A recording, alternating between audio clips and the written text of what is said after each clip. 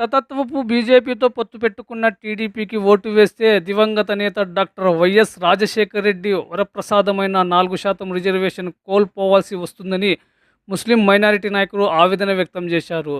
అనంతపురం జిల్లా గుత్తి పట్టణంలో గురువారం వైఎస్ఆర్సీపీ పార్టీ కార్యాలయంలో ఏర్పాటు చేసిన మీడియా సమావేశంలో ముస్లిం మైనారిటీ కోఆప్షన్ సభ్యులు మైనుద్దీన్, వైకాపా యువ నాయకుడు Shafi, Waqf board committee member OMD Fayaz, Vaikapa పట్టణ కన్వీనర్ హుస్సేన్ పీరా మాట్లాడుతూ కేంద్రంలో అధికారంలోకి వస్తే ముస్లిం రిజర్వేషన్ను రద్దు చేస్తామని ఇప్పటికే కేంద్ర మంత్రి అమిత్ షా ప్రకటించిన విషయాన్ని గుర్తు చేశారు. అలాంటి పార్టీతో పట్టు పెట్టుకున్న టీడీపీకి ఓటు వేస్తే బీజేపీకి ఓటు వేసినట్లే అవుతుందన్నారు. తద్వారా రిజర్వేషన్ కోల్పోవాల్సి వస్తుందనే అంశాన్ని కాస్త ముందు చూపుతో ఆలోచించాలన్నారు.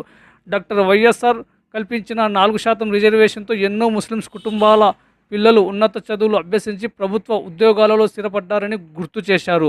ఈ కార్యక్రమంలో వైకాపా పట్టణ convener Hussain Peera, Muslim minority cooption సభ్యులు Moinuddin, Waqf board member OMD Fayaz, Muslim minority నాయకులు సుంకం రఫీ, పేచల్లా దస్తగిరి, వార్డు కౌన్సిలర్ నజీర్, ఫారూక్, అజీజ్, గోరా మహబూబ్, సికిందర్, డిషన్వర్, మేస్త్రి అన్వర్, కటికన్వర్, మైను, అబ్దుల్ మస్తాన్, గోరా, వైసీపీ మైనారిటీ నాయకులు, కార్యకర్తలు పెద్ద సంఖ్యలో ఈ మీడియా సమావేశంలో పాల్గొన్నారు. పెట్టడానికి ముఖ్య కారణం గత 5 సంవత్సరాల నుండి మన జగనన్న ప్రభుత్వం వచ్చిన తర్వాత మన ముస్లిం సోదరులకు కలిగిన లాభాల గురించి మరియు రాబో కాలంలో మన జగనన్న గారికి మరియు వెంకటరామరెడ్డి గారికి, ఎంపీ గారికి ఓట్లు వేయడం కోసము అందరికీ ఇక్కడ సమావేశమైన ముస్లిం సమాజానికి అభివృద్ధికి ఈబీటీ కింద దాదాపు 34,17,199 రూపాయలు లబ్ధిదారులకు డైరెక్ట్ ఖాతాలో మన ముస్లిం సోదరులకు 11,896 కోట్ల రూపాయలు జమ చేయడం జరిగింది. అలాగే మన ప్రభుత్వం 5 సంవత్సరాలలో ముస్లిం సోదరులకు, ముస్లిం కుటుంబాలకు డైరెక్ట్గా మన హజ్జుకు పోవడానికి కోసము మన ముస్లింలు జీవితంలో ఒకసారైనా హజ్ పోవాలనే అభిప్రాయంతో హజ్కి పోతారు. అలాంటి దానికి మన కేంద్ర ప్రభుత్వము హజ్ సబ్సిడీ తీసేసింది. అలాంటప్పుడు మన జగనన్న గారు కలగజేసుకొని ఒక్కొక్క హజ్ యాత్రికునికి 80,000 రూపాయలు డైరెక్ట్గా ఇవ్వడం జరిగినది. దీనివల్ల దాదాపు 5,53,00,000 రూపాయలు ఆర్థిక సాయం అందించింది. 1,164 మంది హజ్ యాత్రికులకు పోయిన సంవత్సరం ఇలా చేయడం జరిగింది. రాబో కాలంలో కూడా మన జగనన్న గారు ఇలాగే కొనసాగిస్తారని మేమంతా భావిస్తున్నాము. అలాగే మౌదన్లకి మరియు ఇమాంలకి 5,000 రూపాయలు గత ప్రభుత్వం 3,000 రూపాయలు ఇచ్చేది. అలాంటిది మన జగనన్న ప్రభుత్వం వచ్చిన తర్వాత హాఫీ ఇమాంలకు 10,000 రూపాయలు, మౌదన్లకు 5,000 రూపాయలు ఇవ్వడం జరిగినది. అలాగే మన ప్రభుత్వం అధికారంలో వచ్చిన తర్వాత ముస్లిం సోదరులకు అందరికీ ఈ మౌజన్లకు, ఇమాంలకు 20,74,00,000 రూపాయలు ఆర్థిక సాయం అందజేయడం జరిగినది. అలాగే మన కేంద్ర ప్రభుత్వం అధికారంలోకి వస్తే ఎన్ఆర్సీ, ఎన్ఆర్పి, ఎన్సిసి ఇవన్నీ అమలు చేస్తామని గట్టిగా చెప్తున్నది. అందువల్ల మన జగనన్న ప్రభుత్వము మన దీంట్లో పెట్టి అసెంబ్లీలో పెట్టి దీని గురించి మనం నిర్ణాత్మకమైన వైఖరి తీసుకున్నారు. ఇది మన రాష్ట్ర ప్రభుత్వం వ్యతిరేకమని కూడా తెలియజేయడం అయినది. అలా అంటే ఒక్కోడు ఆస్తులకు అన్నిటి డిజిటల్ ఇది చేయడం జరిగినది.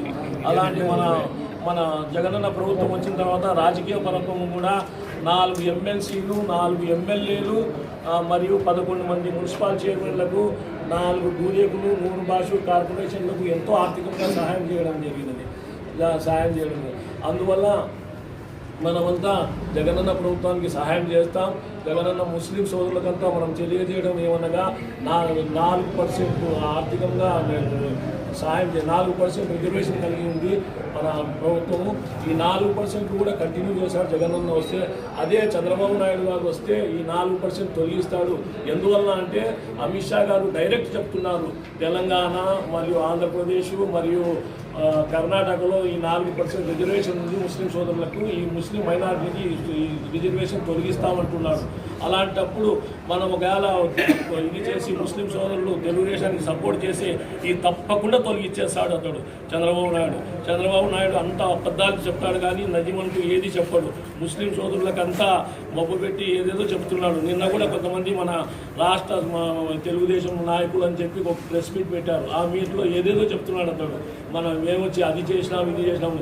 ఈ 14 సంవత్సరాల్లో కూడా ఎలాంటి ఆర్థిక సహాయం ఎలాంటి ఇది లబ్ధి పొందలేదు ముస్లిం సోదరులు. అందువల్ల నేను ఏమంటున్నా అంటే ముస్లిం సోదరులకందరికీ మీ పత్రికా విలేకరుల ద్వారా మరియు మీడియా ద్వారా తెలియజేయడం ఏమనగా అందరూ కలిసి ఈసారి బాగా ఆలోచించి ముస్లిం సోదరులంతా ముస్లిం కుటుంబాలంతా కలిసి ఒక అంత కలిసికట్టుగా కలిసి ఫ్యాన్ గుర్తుకు ఓటు వేసి ఫ్యాన్ గుర్తుకి ఇది చేసి 2 ఓట్లు ఉంటాయి. ఎంపీ ఎమ్మెల్యే గారికి 2 ఓట్లు వేస్తే తప్పకుండా జగనన్న ప్రభుత్వం వస్తుంది. మనకు ఆర్థికంగా బాగా సహాయం చేస్తాడు. అలాగే మన జగనన్న గారు ఆర్థిక సహాయం చేస్తాడు. అలాంటప్పుడు మనమంతా ఆలోచించి తప్పకుండా ఫ్యాన్ గుర్తుకి వేయాలి. మరియు ఓవైసీ గారు కూడా మన భారతదేశంలోనే లోక్సభలో ఒక ఎంపీ గారు ఉన్నారు, ముస్లిం ఎంపీ గారు. అతడు మన ముస్లిం కమ్యూనిటీ గురించి ప్రతిసారి ఓవైసీ గారు చెప్తున్నారు. అలాంటి ఓవైసీ గారు కూడా ఏమంటున్నారంటే ఈరోజు తప్పకుండా మీరంతా మీ ఓట్లన్నీ జగనన్నకి వేయండి, జగనన్న ప్రభుత్వానికి అధికారంలో తేండి. అతడు ఎందుకంటే ముస్లిం సోదరులకు ఆర్థికంగా మరియు అన్ని దానిలకు సహాయం చేశాడు అని చెప్తున్నాను. అందువల్ల మేమంతా ఆలోచించాలి, మన ముస్లిం సోదరులంతా ఆలోచించాలి. తప్పకుండా తెలుగుదేశాన్ని ఓడగొట్టి వైఎస్ఆర్ ప్రభుత్వానికి అధికారంలో తేవాలి. రాబో కాలంలో చంద్రబాబు నాయుడు మాటలు ఎవరు వినద్దండి. అతడు ఉత్త అబద్ధాలు చెప్తాడు. అతడు ఇప్పుడు వరకు కూడా మన ముస్లింలకు చేసింది ఏం కాదు. ఒక ఎంపీ సీట్ ఇవ్వలేదు, ఒక ఎమ్మెల్యే సీట్ కూడా ఇవ్వలేదు. మన రాష్ట్రంలో ఆంధ్రప్రదేశ్లో ఎప్పుడు కూడా అతడు ఇవ్వలేదు. అలాంటి అతనికి నమ్మకోకుండా అతనికి తప్పకుండా అతని పక్కన పెట్టి వైఎస్ఆర్ ప్రభుత్వాన్ని ఓట్లు వేయాలని నేను కోరుకుంటున్నాను. అలాగే ఈ 4% తప్పకుండా తీసేశాడు అతడు. ఎందుకంటే అతడు మన ఎన్డీఏ ప్రభుత్వంలో ఇది ఉన్నాడు కాబట్టి అతను తప్పకుండా తీసేస్తాడు చంద్రబాబు నాయుడు. అందువల్ల మనం జగనన్నకి గెలిపించుకుంటే మనకి ఈ 4% కూడా కంటిన్యూ ఉంటుంది. మరియు మనకందరికీ బాగుంటుందని నేను మనస్ఫూర్తిగా కోరుకుంటూ ఈ అవకాశం ఇచ్చిన వీరందరికీ ధన్యవాదాలు తెలియజేసుకుంటున్నాను. జై జగన్, జై జగన్, జై జగన్, జై జై జగన్.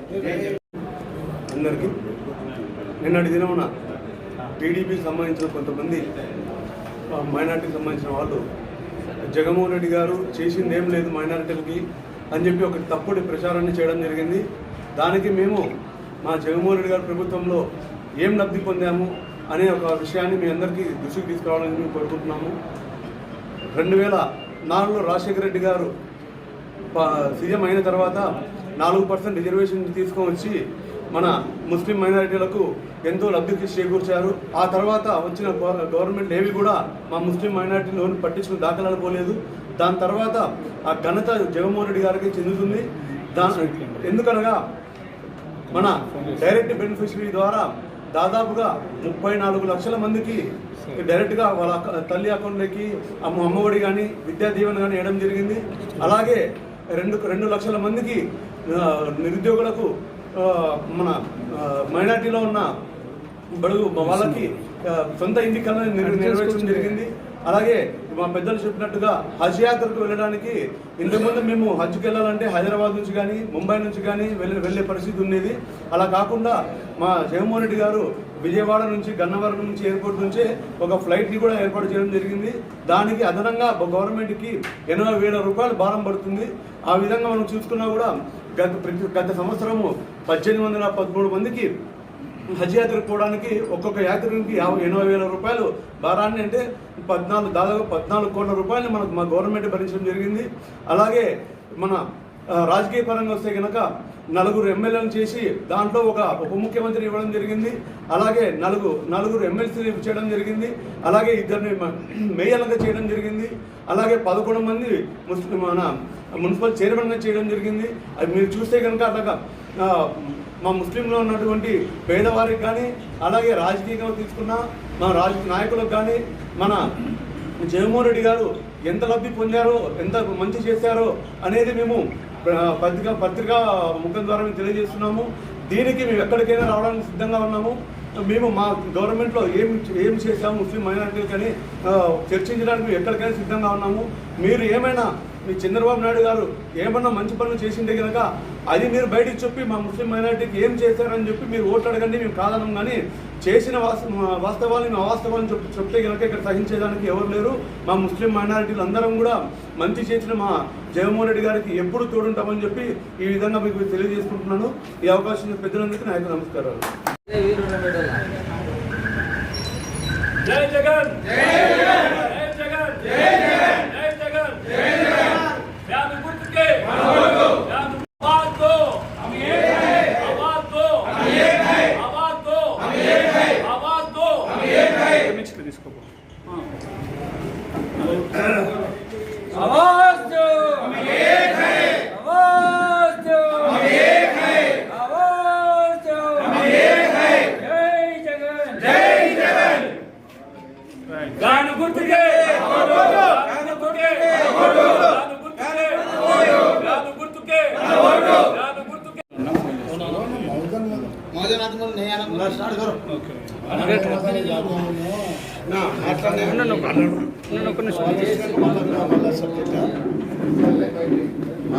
मौजन आती हुई जरा